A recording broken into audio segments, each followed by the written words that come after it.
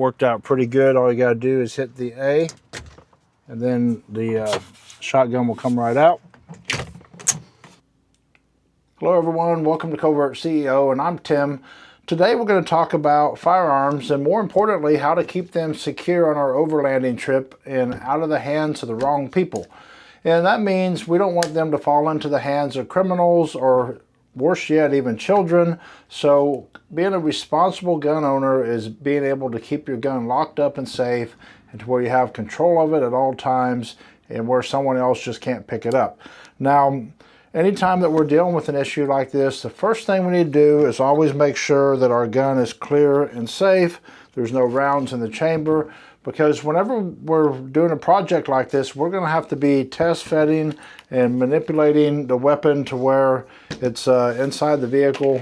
So you're going to put it in different angles to see where it's best for you. So please make sure the gun is clear at all times. Don't insert a magazine in it for any reason. And first of all, we got to understand what type of weapon we're going to be taking with us. A lot of us hunt, a lot of us have it for protection and a peace of mind. So for me, it really depends on what I'm doing that day, where we're going, and a lot of times who we're with. So for me, sometimes I like to take a rifle with me, and most of the time I choose to take a shotgun with me. I think the shotgun has a lot of practical purposes. It's also a good hunting rifle or shotgun as well. So again, you just have to make sure that there's no shells in the tube that will feed in and nothing in the chamber while we're testing this in our vehicle to make sure it fits.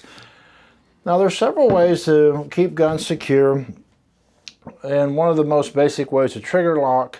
However, that really doesn't do anything for us if we're going to have it inside a vehicle where we need to access it quickly, and plus somebody can easily remove your weapon with the trigger lock on it and take it with them. So as far as keeping that secure, that doesn't do us a lot of good. Now, looking back to my days in law enforcement, we always had a gun lock inside the car, and it used to be located right between the seats, and it would mount to your dash. And that's where we would normally keep our shotguns and our rifles there, so they were easily accessible to us. But with time, the automakers developed airbags, and that was no longer practical because our weapons would be right up there where the airbag's going to pop out, so that was a no-go. So they had to come up with other deals where at one time we had them mounted above us on our cages. Some of them had them mounted down to the floorboard, and some of them had them mounted back in the trunk. So there's a lot of different ways, or we could just mount them directly behind us on the cage. But we had to manipulate them and train with them and learn how to access them when we started moving them around and putting them in other locations. But one thing that's been consistent through all these years, it's always used this style of a gun lock, and also one of those that fold over. Actually, I do have one of those. Or you would find a gun lock that would look like this, that would fold over the barrel. But more commonly, this style of gun lock has gotten more popular because it can secure a rifle or it can secure your shotgun. So it's kind of multifunctional to where you can use it for several different practical purposes. And with that, it looks like a big handcuff, electronic handcuff, but basically once it gets in there, it secures your weapon. Now, these work off of a electronic charge, and the good thing about this is it doesn't need any electricity to hold the lock on. It just needs electricity to release the lock. Okay, this is a system that I used inside my Jeep Wrangler. I had this mounted to the back right along where I'd open the door, and this was on the overhead rack that I had in the back of the Jeep, and it had both the handcuff style lock and this type that secures the barrel that pries open. Now, for this to work properly, we're going to have to hook it to 12 volts. So I'm going to take the positive on this battery jump starter. I'm going to put it on the positive, and then I'm going to put the negative over here on the negative. And then there's a button that looks like this, just a press button that would just give it a momentary amount of electricity, which would sound like this. Let me turn this on.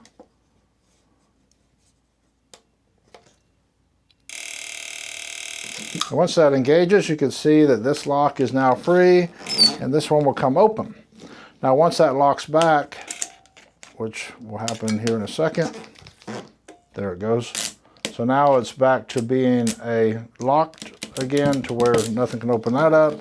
And if I was to close this, it's also going to stay secure until the button is pressed again, and you can see where that is, and that opens as well. So that's the thought process behind keeping it secure inside of our vehicle and locked up to where someone just can't grab it and take it out of the vehicle. But through the years, these little switches have kind of become known, and I don't like those anymore just because a lot of people know about them. And you would have to hide one of these switches somewhere where it would be accessible to you, to where you can push it when you need it. And for this one, it has a timer on it, and this gives you 5 seconds once the switch is pushed to be able to access your gun. Now, I had a different idea over time. I had ordered in a remote control off of Amazon, and this is just a remote control kit that comes with 2 remotes. And I just found this online when I was surfing, and it has these remote control switches, and they're marked. One's marked with an A and one marked with a B, so that tells you on this remote control here which one you're going to be activating when you push the button. Are you going to be activating the A switch or the B switch? Which is handy if you want to wire up 2 different firearms. You can wire them up on different switches because you have an A and B remote. This is what I started doing, because before, with the dip switch, which you'd have to push anytime you wanted to access your firearm, like I said, a lot of people know about these and found out, so they would look for this kind of switch, which would kind of give away this whole system. Now, in my old patrol car, we wired it up to where you had to have another switch thrown before it would allow this switch to work. So you can make essentially a kill switch for this that is hidden somewhere that you know about, that you can activate it and then activate that to keep your weapon secure. Or in my case, all I have to do is activate this remote, and it's going to send a charge to this and tell it to unlock. And that's the way I like it. And I just keep this remote on me with my keys, and I know that everything is safe and secure at the time. And I just have to know if it's either the A or the B that's going to unlock this system. Now, how this looks real world is if you were going to secure your rifle, you would just run this through the rifle and lock it down. Now that it's locked down, if I wanted to open it, I just have to throw this switch. And let me power it again. And it opens right up, and I can gain my rifle. And what I like about these switches is I can now do the same thing with my shotgun. I'm able to secure it up. And you can see that it just depends on how tight you want to put it in there. I recommend you put it in there very tight. And then open up, and I can now gain access to my shotgun. So with that said, we're going to mount this inside the Jeep Gladiator. We're going to mount it to the roll cage, and I'm going to send the bolts through to where they can't be accessed, and then this will be up there. And now we got to figure out a way to hold the guns in to where you can't just slide them through, which in the application I'm going to be using, it's very tight back there anyway, so I'm not really too worried about that. But you can get different plates. This one's designed for the ARs, where you can slide them through like this to secure them up, or vice versa. And they also have the butt plates that look like this. And this is just for the butt of your gun to sit in, like a cradle. And it sits there, and then your lock would be mounted here to where it's going to be universal, to where you can use it for the shotgun or the rifle. And I'll show you with that too. If I was to mount my rifle or my shotgun in here, you can see it works the same way. Now this is going to be bolted on the same side as the lock. And I'm just going to measure up to where they're both going to set at the same height to clear the rifle or the shotgun. So depending on what weapon I choose to take with me that day, it's going to be secured inside the Jeep. So that's going to be the thought process behind that. I think this is a good way to secure these. You can find these very easily. A lot of places that sell old police cars, or sometimes you'll catch people on Marketplace that will buy an ex-patrol car and they don't know what to do with this stuff. It has cages in it and locks and stuff. So they take this stuff out and sell it. And most of the time they sell it really cheap. So you can pick them up that way. You can buy them brand new. They're under $300 brand new with the kit, the brackets, the whole thing. You'll have to look at police supply companies. There's a ton of them out there. And you'll just look for brands like this one here is a Santana. This one here is a Pro-Gard. So there's all kinds of brands out there that do this. So you'll just have to find the one that you want to go with. And I've never really found one that's any better or any worse than the other. So just pick whatever works for you. Now the main thing is, if you do buy one of these used, make sure that you test it and make sure that it is functional. Because if it's not, you're going to put your gun in there and you're not going to be able to get your gun back out. And there are some locks for these. And there are all kinds of different keys. I would recommend that you go to a locksmith and you get your own key set up on these, and don't use the ones that come from the factory with those. So I like to always rekey mine to where I have a key that's made just for it, just in case sometime if I needed to use the key to get in there. And then I've got some friends that they'll just go ahead and glue this up and not leave a keyhole at all. And they'll just plan on having to cut this out if they ever had to for whatever reason. But for me, that's what I normally do. So I'm going to wire this up in the Gladiator, and then I'll take you guys out there to have a look at it. Okay, so first thing I'm going to do is measure this up, and again, do another safety check. Make sure there's nothing in the tube and nothing in the barrel, so the gun is totally empty when you do this.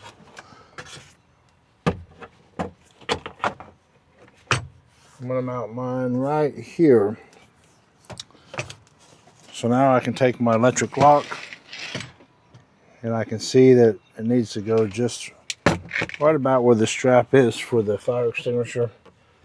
And then I may have to go ahead and take the top off to get to this bolt back here, or to actually do the bolts back there.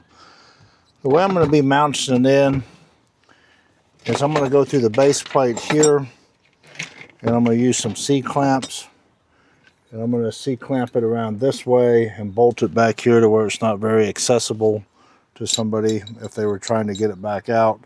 This already has kind of a natural curve anyway, so I'm going to bolt it on the base plate here, which already has a place for it. And once we get that mounted up, I'll go ahead and run my wiring for this insulation and see how that goes. Alright guys, we got all wired up to the remote here, secure. I got it on those brackets going straight to my roll bar here, so that worked out really well. Alright, I like the way this install ended up. Everything's nice. I like the way the barrel's protected up here where nothing get in the barrel. And I used the shotgun first to mount this up because the AR has an adjustable stock, so I'll be able to raise and lower it to whatever height I need it for. So overall, it turned out to be a really great install. The remote worked out pretty good. All you got to do is hit the A, and then the shotgun will come right out. So you can just keep the remote handy.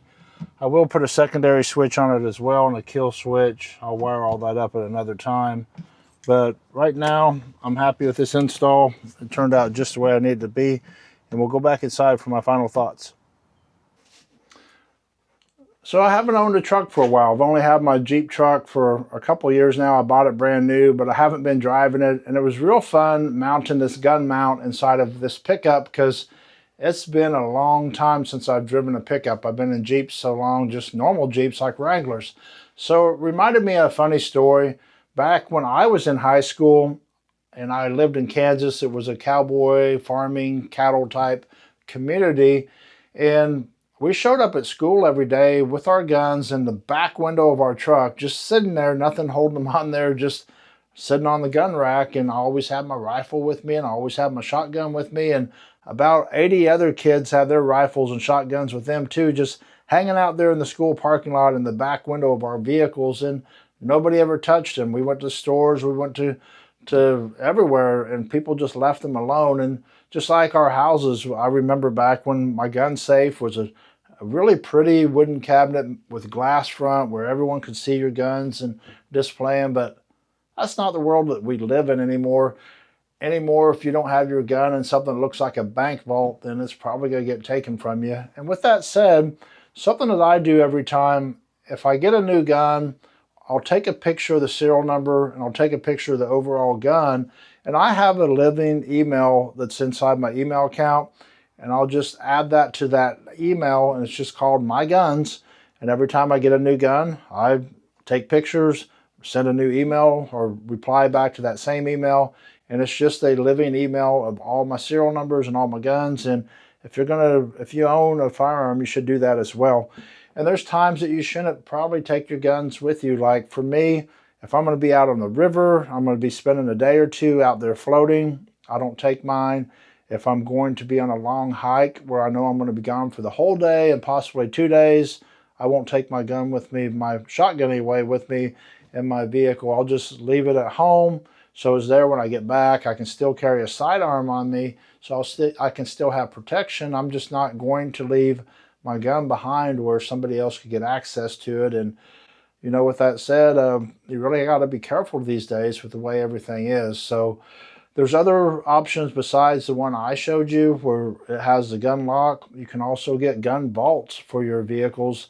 You have pull-out drawers where you can put your guns in there and push them back in. They're made out of steel, and it can lock up like a safe. And there's other ones that open up that bolt to the back of your truck as well.